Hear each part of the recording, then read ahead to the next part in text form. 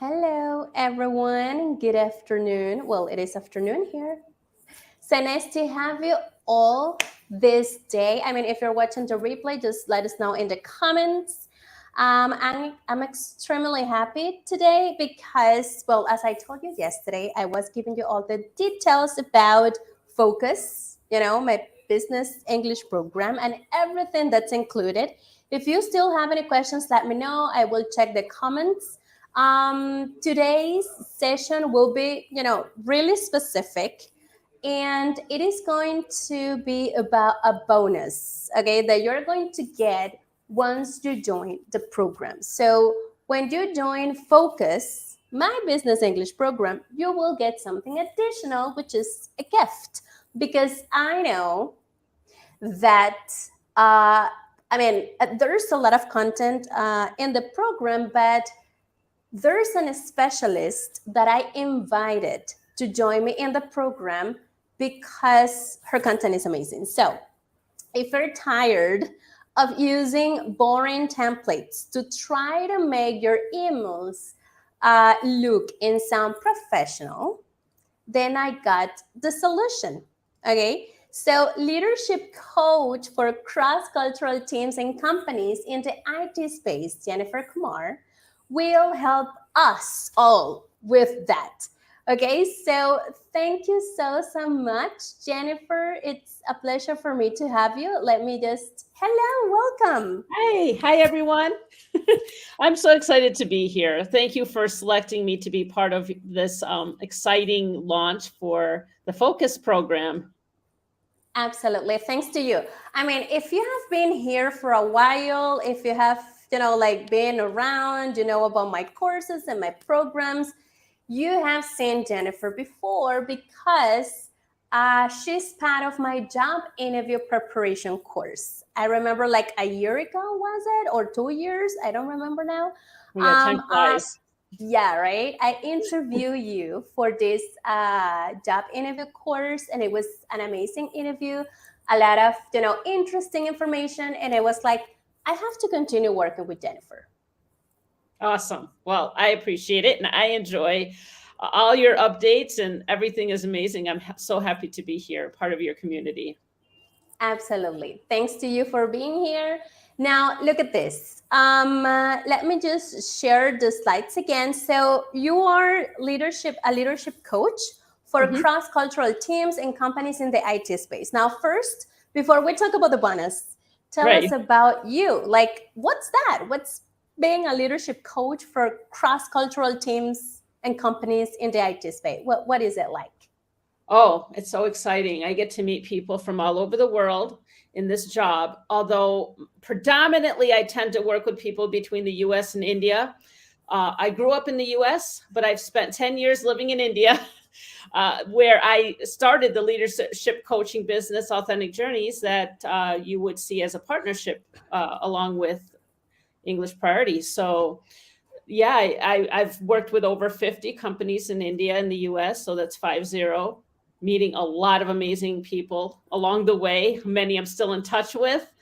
And so when we talk about leading between cultures, of course, communication is vital, as you know. And as I saw your live yesterday, being able to communicate in English to an international audience is essential to building that presence as a leader. No matter how good one might be technically in their job, whatever their job actually is, if they're not able to communicate it, what they do, build their team, build their projects, build client relationships, the technical skills might not be seen as worthwhile without the communication skills to back them up. Awesome. Okay, so communicating is more than just speaking, right? I mean, Totally. There's a lot. Now, and I love that here it says like cross-cultural teams. So what does that mean? Because when people are interested in joining a business program, business English program, is because obviously they are improving their English and they want to communicate effectively at work in international companies. But what does cross-cultural mean? I mean, why being aware of this cross-cultural reality is important? Right. That's a great question. And there's kind of three elements to cross-cultural, I would say. If you're working for a multinational company or even a company within your own country that has various offices, based on the region or the country that office is in, there's going to be slight difference even within the same company about the culture in the company. Now, take that same company and put it in a totally different country. Of course, there's going to be national cultural differences as well. So when we look at cross-cultural teams, that's one element. Now, of course, depending on the country that you are working in, the diversity, the population of people actually in your team in that company could be from different countries without you even stepping outside of your office or connecting virtually online with people in other countries. So you could have that cross-cultural element within your own team. And then, of course, if you're working across countries, across continents, across time zones, that's hopefully naturally, you're going to bump into other professionals with completely different national cultures, languages, corporate cultures. Even if they're actually in the same company, the corporate culture could, vary if they're in a different country. So Absolutely. And most people are not aware, because if they are looking for a job in an international company, it's like they're still not in the context. So they really don't know the cultural, like the reality they will face. And if they are already, maybe they are, like frustrated, or they haven't been able to get the most out of this cross-cultural, environment, because they can communicate effectively, right? right. Mm-hmm. Now, another question: why authentic journeys? What is authentic journeys? Oh, I love this question. So, yeah, I started this about 15 years ago. The original idea was to help expats coming into the US to adjust to living, working, studying in the US. So, the basic idea is when we go across cultures, we're taking that journey. And now we Got don't it. even have to travel outside of our room, our bedrooms, or our home office to experience the other culture, go on that journey. When we're on that journey and we are working and interacting with people from different backgrounds and different cultures, we sometimes realize we have to change something about how we might interact with them so that they can relate to us easier. Of course, English is why we're here, but there's so many other things like our values, our mindsets, and we want to remain authentic to ourselves and our values in that journey of interacting with people who are very different from us, but still trying to make a good connection and relationship with them. I love it. I love it. Authenticity is key, and it's who we are, and we have to own, who we are, where we come from. So that's awesome. Now it is an online journey, our journeys now are online. Exactly. Okay, so because of your experience, in all these, international contexts, and as a professor, as an educator, teacher, this is why I thought that you would be the best, person to complement, my program. I mean, your content will be the best to complement my program. And this is why we, are working together. And by joining the program, I mean, my Focus Business English program, my students will get access to your ultimate guide to email writing for ease and professionalism. When I read this title, I was like, I want to do the course myself. I want to do this myself. So this is your creation. Tell us about this. Why Ultimate Guide? Why on email writing? And why Right. is unprofessionalism?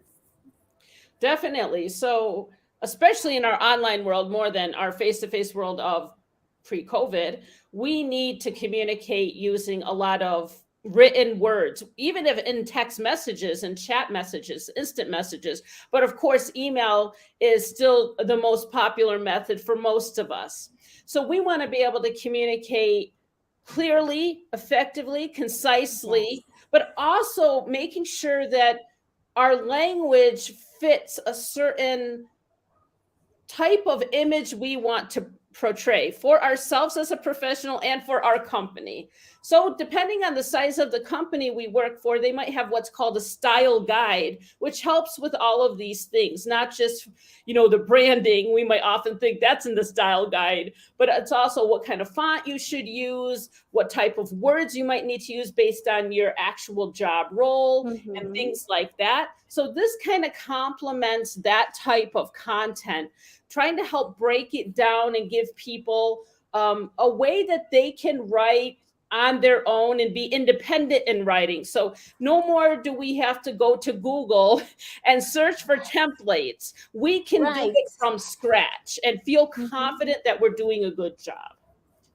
Awesome.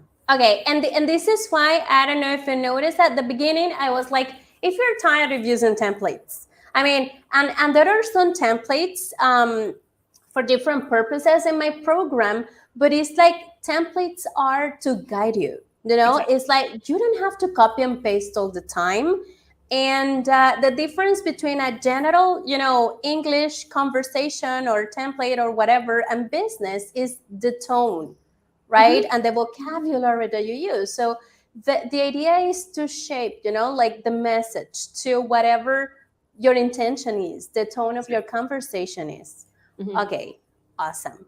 And I may add one point here, which is that's exactly how I tried to build this course. So even though you're taking it asynchronously, you're not actually interacting with me or maybe even you live. The idea behind it is you'll be able to create maybe even your own templates, but more so than that, let's say after you go through the course, you'll be able to sit down and actually draft that yourself. All by yourself. That will be embedded in your psyche almost. So you just sit down and do it and you're done most of the time. Of course, there's a little more complicated messages from time to time that you'll have to go back and re-edit, which we also talk about tips on how to self-edit and some common errors that people might make in their business communication. Yeah, I mean, of course, I checked, like the entire content. I think it's amazing, by the way. Guys, there's a lot of content here. I absolutely, if you join, you will absolutely love the course because there are a lot of interesting things about email writing, of course, but about communication, right, in general, and about writing in general, right? So what about the structure?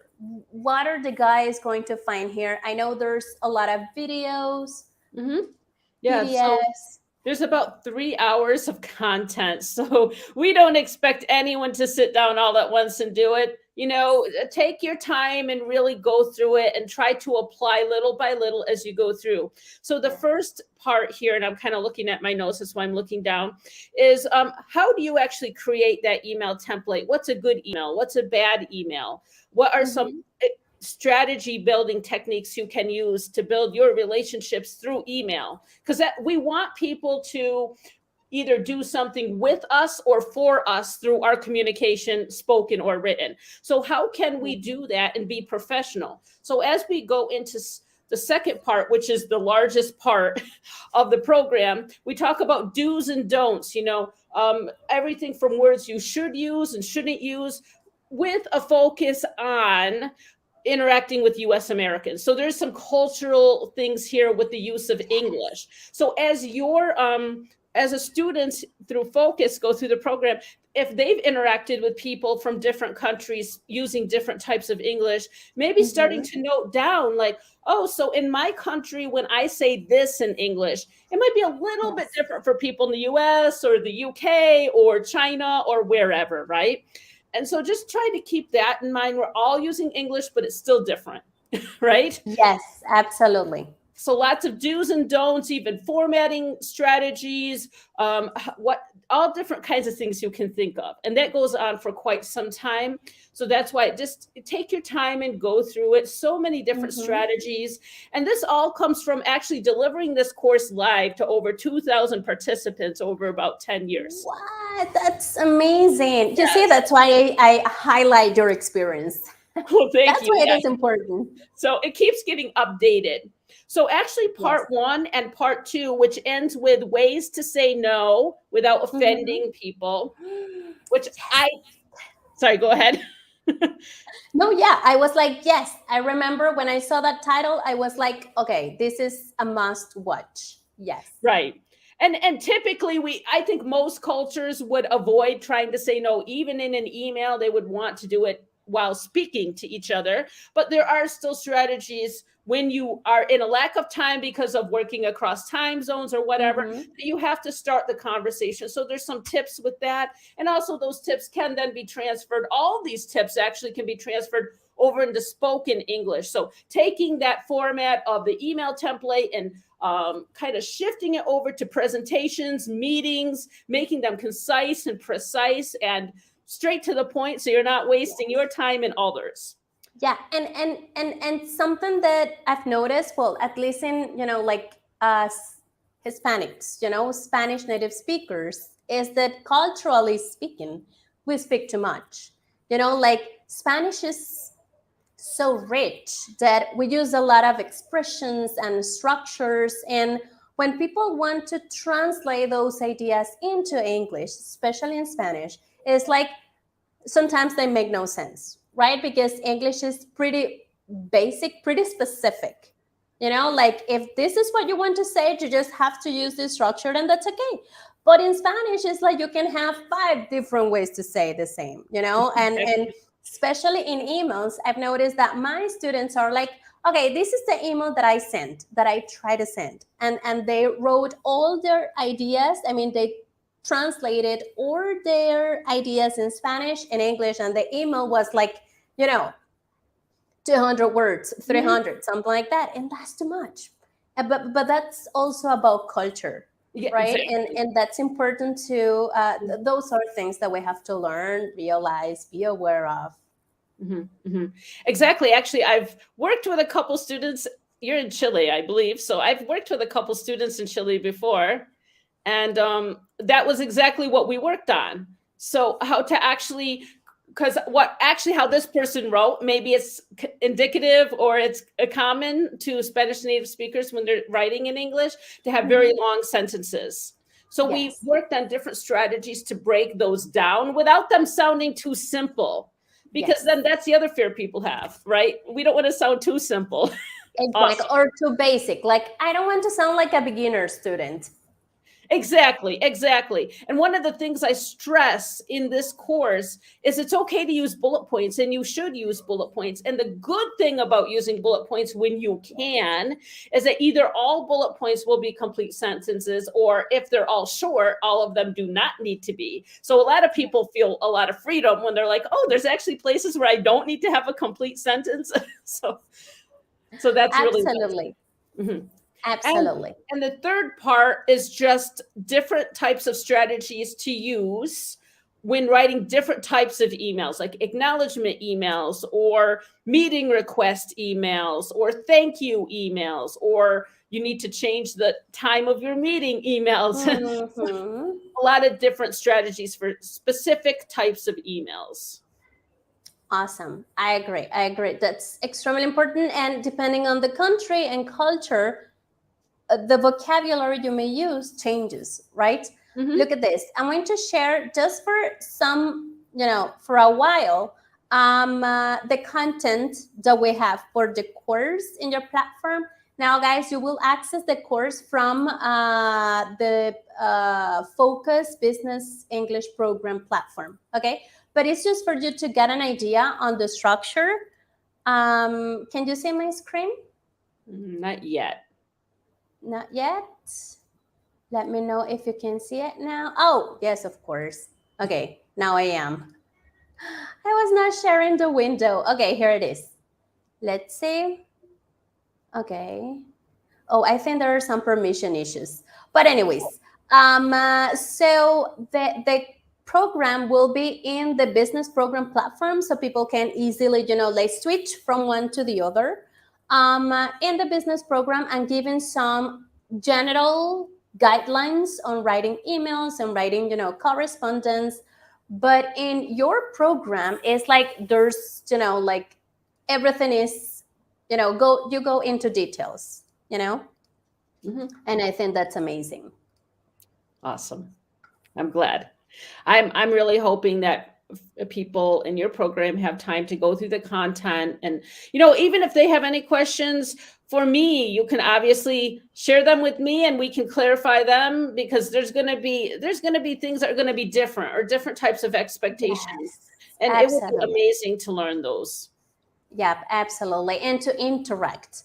Mhm. Sometimes people, it's like they have some ideas on how they should send emails, but that doesn't mean that is necessarily the way, or they have learned, I don't know, Mhm. some Mhm. structure, some guidelines on how to write emails.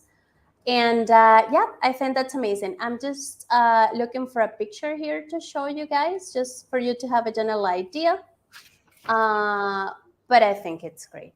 And maybe Thank you. as you're trying to get that up and showing on your screen, I'll also mention one other thing that's critically important is subject lines. See, we always wait to the last minute to talk about that, but really it's super important, your subject line. So there's a lot of discussions on best practices and Mm-hmm. subject lines in this course, yes. Okay, okay, and it doesn't matter like it doesn't matter the, let's say, the purpose of the email, right? Because there are different purposes. I mean, we write emails for different reasons. Let me, I don't know Exactly. if you can see my screen now, but there are different reasons why people send emails. So it's like, depending on your why, the structure might be, like really specific. Okay. Hmm. So here in my screen, we can see this is part of how the platform will look like. Okay. And here you have the 3 chapters. Chapter 1, use email to get things done quicker than talking live. And I love that one. I like your headings, Hmm. your titles. Chapter 2, discover how to be professional and friendly in emails, and how to select a communication strategy for ideal outcomes. Mm. Yes. So important. Absolutely. Absolutely. I think that's key. So anyone who's, like doing business, or, like communicating with customers, communicating with clients, we all need, this. Okay. So I'm so happy that you are sharing this amazing content with us. I Well, don't know, Danny, if there's any, I think there are comments here. Let me see if I can see it. sure. Awesome explanation. That's so no. Yeah, the point is that I can see comments automatically. Great way to improve our communication. I have a concern about to work on the front lines dealing with rude people. Okay, that's interesting. That's we can talk about, actually, that is why we have in the business program, we have a complete module on cross-cultural communication, because it depends on where are you from and when the other person is from and what are the cultural differences, because probably for you it sounds like they are being rude, but maybe they are not, so there are some things that we have to learn about other people's culture so we can interact. In the last part of the program, there's also some negotiation tips and techniques to help you overcome these situations. I don't know, Jenny, if you would like to tell them anything about that. I mean, I would actually build onto what you said about what we expect in our culture is not always the expectation in the other culture. So I have a quick example about that. Maybe 15 years ago, when I was starting Authentic Journeys, I was working predominantly with people from Japan living in the Okay. US. So one of my students took her car to get it maintained at the dealership I usually go to, which I actually thought it had a horrible customer service, but there was no other place for me to go. So instead of me asking her, um, did you have bad experience there? I had an open-ended Yes. question. I said, what was your experience like? Do you think they treated you well as a customer there? And then she said, I guess so, but like my thing is, I don't know what good customer service in the US is supposed to be like. Mm-hmm. So then we discussed through that.